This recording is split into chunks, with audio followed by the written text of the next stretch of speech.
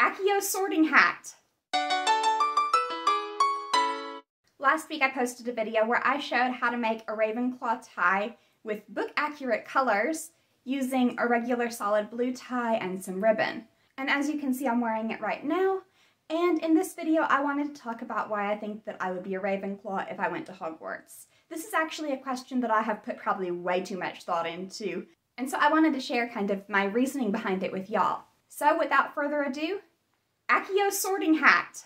So to start off with, I started reading the Harry Potter books when I was 10 years old, and the books were still coming out at the time. 10 years old is just a little bit younger than when you normally start going to Hogwarts and get sorted into your house, but it's around the same age. And so I think one thing to start off with is that as a 10-year-old, I kind of instinctively understood that I would be either a Ravenclaw or a Hufflepuff if I went to Hogwarts. I didn't see very much of myself in the Slytherin characters or in the Gryffindor characters. And the things that were important to me at the time, and that in many ways still are, very much aligned with what the sorting hat said about Ravenclaw and Hufflepuff. Since the sorting hat isn't a real thing that you can actually try on, quizzes are basically the closest that you can get. But I don't think that the Pottermore quiz or any other is the be-all and end-all of what your Hogwarts house would be. Personally, I agree with my results. I got Ravenclaw when I first took it, which was really quickly after Pottermore first launched. I've taken it several times since then, both on Old Pottermore and on wizardingworld.com, and I've gotten Ravenclaw each time, so I'm pretty confident that that site thinks that I'm a Ravenclaw. And I agree with that. But I want to be clear that I don't think that that quiz is the be-all and end-all of anybody's Hogwarts house. I think that if you think that it gave you the wrong answer, you know yourself better than an online quiz, no matter where it comes from. I've taken a variety of other quizzes as well. There are a lot that really I don't think are worthwhile, even though I've wasted plenty of time on them. The ones that are like, what's your favorite color? What's your favorite animal? Are you brave, smart, loyal, or evil? Those really don't, I think, I mean, it's so obvious what the answers are that it's impossible not to cheat. And they're very surface level. Your favorite color really is irrelevant. But, you know, there are others out there that do more in-depth analysis of your personality, that have better questions, and so on. And I do usually tend to get Ravenclaw regardless of which quiz. I occasionally get Hufflepuff as well, but usually Ravenclaw. Moving on from quizzes though, because like I said, quizzes don't know you as well as you know yourself. Let's talk about process of elimination and why I feel like I'm a Ravenclaw and not one of the other three houses. Because I think that most people have qualities of more than one. It's not like the factions in Divergent where if you have qualities of more than one, you are like the extreme outlier. You can be brave and smart and loyal and ambitious. You can be all of those things. So, why Ravenclaw and not the others? Gryffindor is by far the easiest to rule out for me. I think that, you know, I mean, it's the house that all of the main characters of the series, all of the really admirable, heroic characters are in, and so I think a lot of people want to say that they're a Gryffindor because of that. But I think that it's worthwhile to actually think about that and be honest with yourself, and I know that I am not a risk taker, I'm not a thrill seeker. I hope that I could be brave under the kind of circumstances that the characters in the series face. I think that even in those situations though, I mean, there are characters from the other houses that also make brave choices when faced with, you know, Voldemort and the Battle of Hogwarts and all of that. I tend to avoid dangerous situations when I can. I tend to avoid rocking the boat if I don't need to.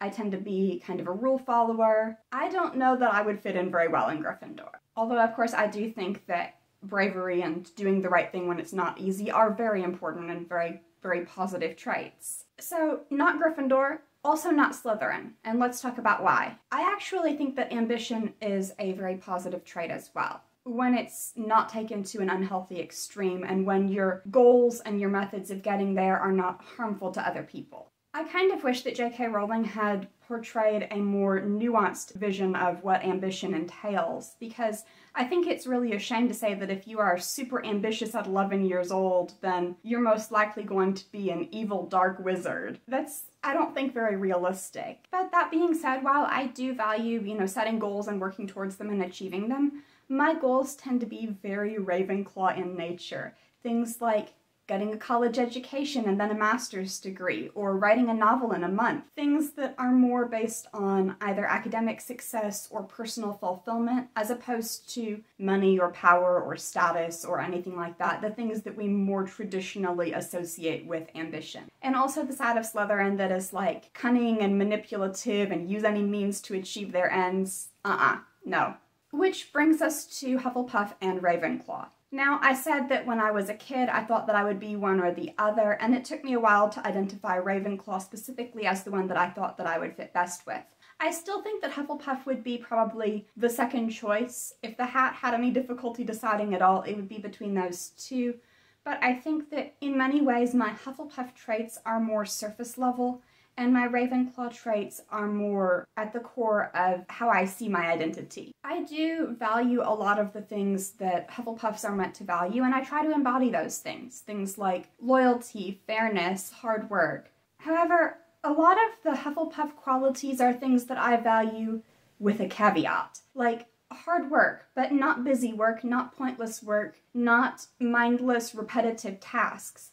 I like to work hard at things that I think are important, where I'm working towards a goal that I really want to achieve, or where I'm just really interested in what I'm doing. I can do the, you've got to do this because the boss says so, or because it's required for a grade, or whatever, depending on the setting. But I wouldn't want the majority of what I do to be things that I feel like are busy work. So hardworking, yes, but for a purpose. And the same thing with loyalty. I think that loyalty is, very important, but I would never want to be blindly loyal to anyone or anything. I would never want to, put on blinders and not ask questions. I want to ask all the questions. So in that way, I think that I very much am a lot of what Hufflepuffs are supposed to be, but if I had to be only that, I would feel very stifled. Which takes us to Ravenclaw, because I am insatiably curious. I want to ask all the questions, I want to know all the things, and when I'm deciding, what I want to learn about or what I want to read about or whatever, it's not about if it's going to be useful for me. It's about, am I interested in it? Because there's a distinction, right? I mean, Hermione, for instance, is not a Ravenclaw, but she does really well in school, and she is so, determined to learn everything that she can about the magical world. She does indeed value knowledge for its own sake, but she values other things more. But it's also pretty typical for people to do well in school because grades are important, but not really care that much about what they're learning. Or to choose their college major based on how much money they want to earn in their career rather than what they're really interested in learning about. Maybe you don't even have something that you're really interested in learning about. Personally, I did. I was a liberal arts major, which is something that you do either because you think it's going to be easier or because you're really passionate about what you're learning, and I was passionate about what I was learning. I loved literature, I loved languages, I still do. In my free time, I spend so much time reading both fiction and nonfiction, and it doesn't really matter. I will read news stories or articles about things like, they just discovered a new exoplanet orbiting some star, and there's no reason for me to need that information, but oh my goodness, isn't it cool? And that's not to say that I loved every subject in school. I really didn't like chemistry, for instance. But as far as the intellectual curiosity that Ravenclaws are supposed to have, I definitely have it. Another common trait of Ravenclaws is creativity. This isn't so much expressed in the Harry Potter books or the songs by the Sorting Hat, but it does come up on Pottermore. Ravenclaws are outside-the-box thinkers. They might be innovators or inventors or scientists or artists or things like that. During the early days of the pandemic, I spent a lot of time doing cross-stitch and origami and trying to teach myself to play the piano.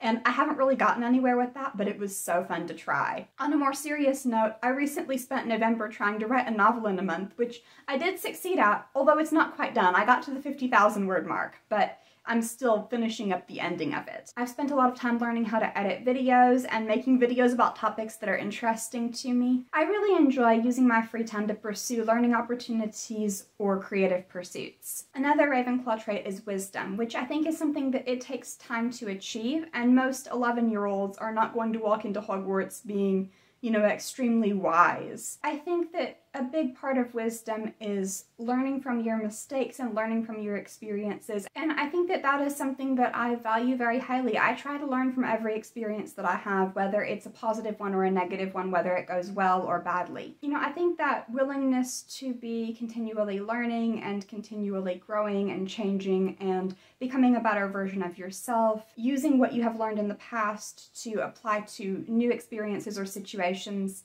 I think that all of that's something that's very important to me, that I do that, and I think it's a very Ravenclaw tendency. And then finally, one thing about Ravenclaws that is only hinted at in the books but was emphasized in the Pottermore welcome letter is that they tend to march to the beat of their own drum. They tend to be just a little bit eccentric or just a little bit different from other people. I mean, I was a nerdy kid that didn't really fit in at school, and so I think that that would have really appealed to me as an 11-year-old being sorted. I think that still I try to live by who I am and what's important to me and make decisions that I know will make me happy rather than following the crowd. And I know I mentioned earlier I tend to not rock the boat in terms of getting into confrontations. I don't like to get into confrontations with people.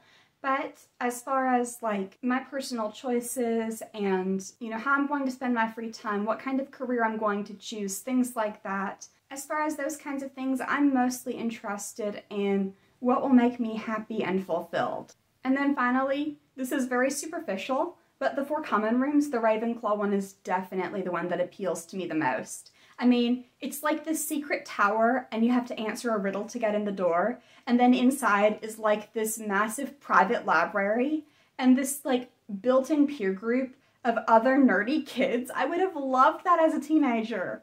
I still would love that kind of environment. Maybe swap out nerdy kids with nerdy adults, but same thing. I think that if I were a kid going to Hogwarts, Ravenclaw House is where I would be the happiest and where I would have the greatest chance to reach my potential. I hope you enjoyed this video. If you liked it and you would like to see more like this, feel free to subscribe. I post new videos on Mondays and Thursdays, and I talk about reading, writing, literary concepts, and a whole lot more.